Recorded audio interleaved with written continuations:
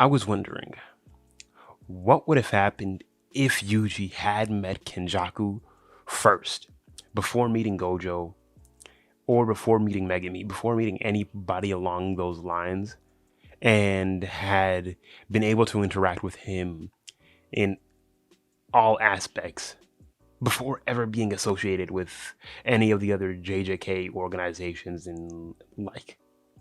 So let's get started. The only way that I actively see this going along is right as Yuji's the person to grab Sukuna's finger, Kenjaku would end up appearing and explaining to Yuji a few facts about what's going on, along with the facts of showing him a few cursed spirits just to kind of prove exactly what he's talking about. Making sure nothing hurts Yuji because this is manipulation tactics 101, obviously.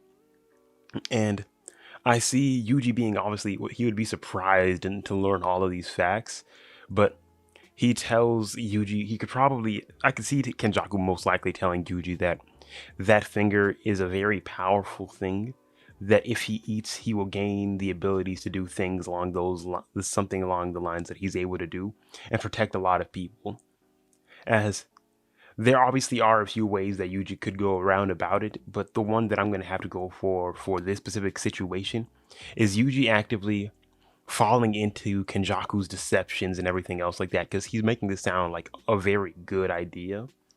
And after Yuji would eat this before Megami's even around, I would see Kenjaku being able to take Yuji just strictly out of the school, because this would most likely be either right after his grandfather dies or anything else like that, or like a little right before and things like that. And honestly, I just see Kenjaku just dealing with Yuji's grandfather a little earlier in time, so Yuji has no reason to really stick around at that point, and being able to take Yuji just out of the situation entirely. So that way, by the time Megami gets there, Yuji's already gone. There's no trace of anything else along those lines.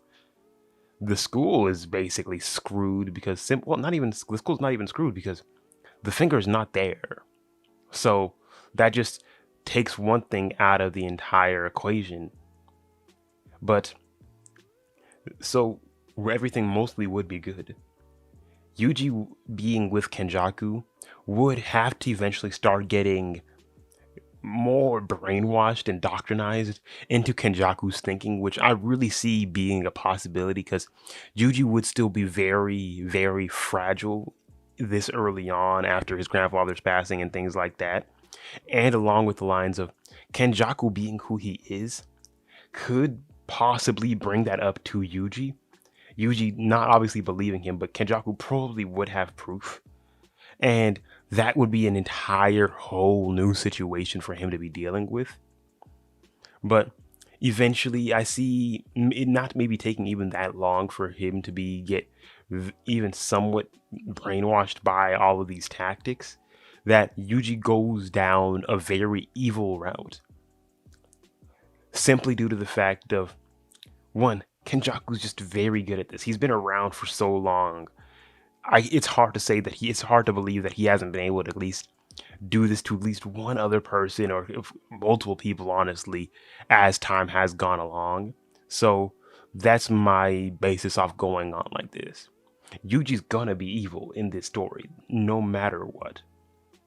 And I really just say that mainly due to the fact of Kenjaku probably could easily find many ways to trick Yuji into believing that the other guys are the bad guys, and especially if he brings up the facts that they are actively keeping other of Yuji's siblings locked away in this school and things like that, just getting Yuji to be brought along into the Goodwill event and everything else like that. But before then, they would actively have to start training Yuji. Yes, Yuji, after eating the finger, was able to control Sukuna to a decent extent, the same way that he was, because he's still a very good vessel for Sukuna. And with Kenjaku being the one there, it really does help out, because Yuji's getting a lot more training off bat, and he's actively having people there that could really teach him how to control and utilize Sukuna in a way better way, and actively learn his own curse techniques and cursed energy along those lines very well. which obviously this one would have a lot more malice to it. And due to the fact of Yuji being a lot more, kind of growing a lot more like Sukuna and acting a lot more like Sukuna as time goes along, him and Sukuna really actively, I would see them getting along for the sheer fact that, one, Sukuna stuck with him for the time being, so it kind of would make a little more sense for them to get along, especially if they're going to have the same mindset. And Yuji doesn't have a care about killing. He doesn't care about what Sukuna does now when like Yuji lets him free. So if Yuji needs to let Sukuna free in any situation, Sukuna's free to do whatever he pleases without any consequences whatsoever, which honestly works perfectly well for the both of them. And Sukuna already knowing that this vessel is decently strong and things like that, actively don't see him minding Yuji as much this time around. There's no nice personality, there's no things like that, and he's actively learning to be not respectful, not a chance. But Yuji's learning to be more respectful of Sukuna and things like that, and getting mentored like this would really help out. We could really skip a lot of the things until the Goodwill event because it's just mainly training on their end and doing things like Mahito doing the things that he would do, Jogo doing the things that he would be doing, and Yuji kind of just laying back, doing a lot more of the training just because he still needs to kind of just learn exactly what he wants to do.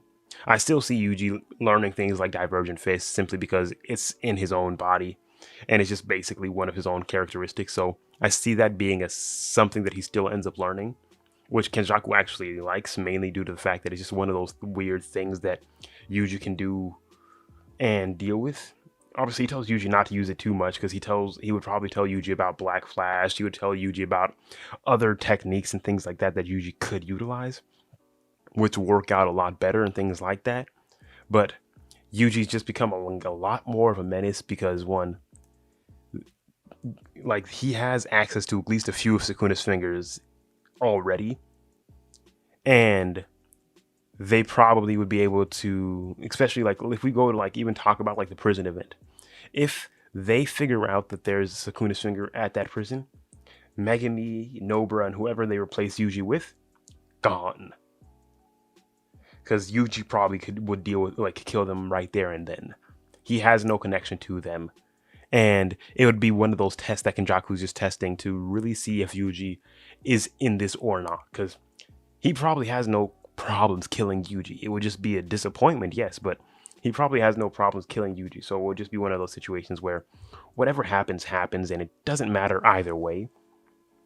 And Yuji doing it just proves that he's actively completely gone off that deep end and has fully entrusted his entire ideology to Kenjaku.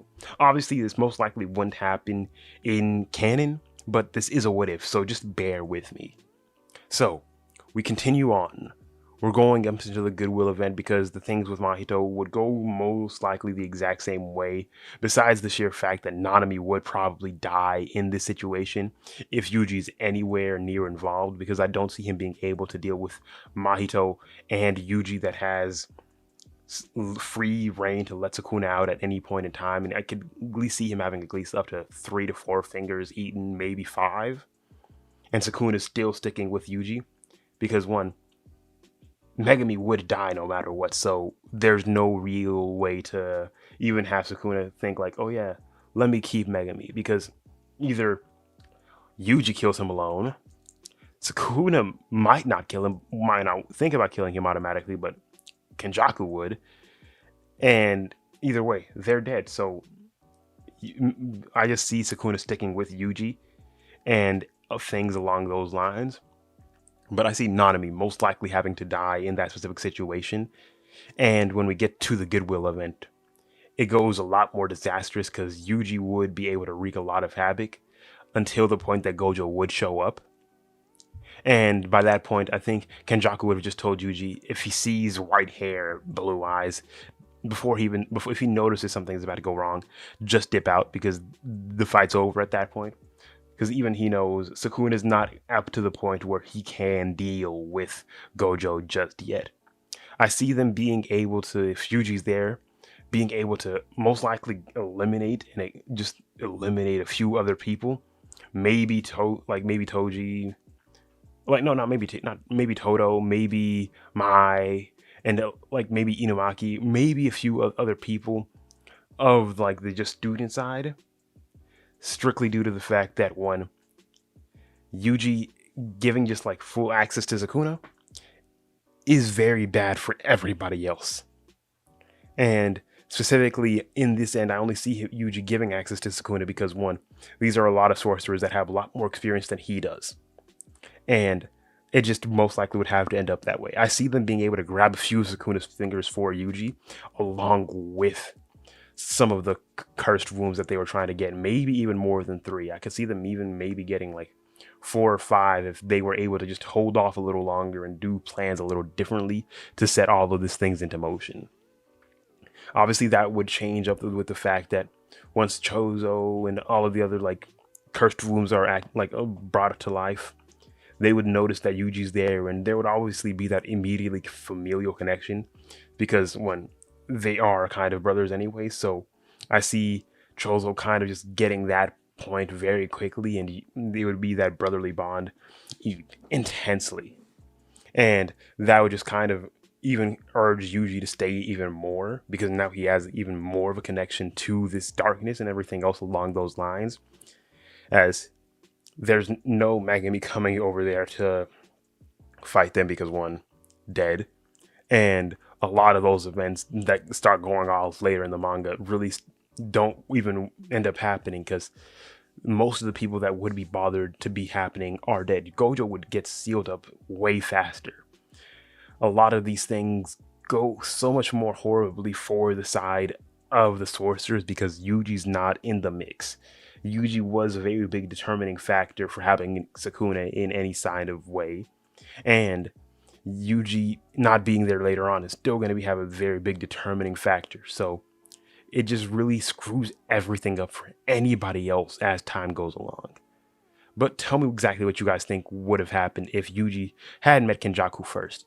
I fully believe mostly everybody would have died, besides obviously the likes of Gojo and people that are too strong to be killed off bat. But tell me what you guys think would have been able to happen. Do you think Yuji would have been able to kill any of these people? Obviously, hypothetical. Get that in through your head, but tell me what you guys think. If you guys do like this video, leave a like, subscribe to the channel. But I will see you on the next video. Peace.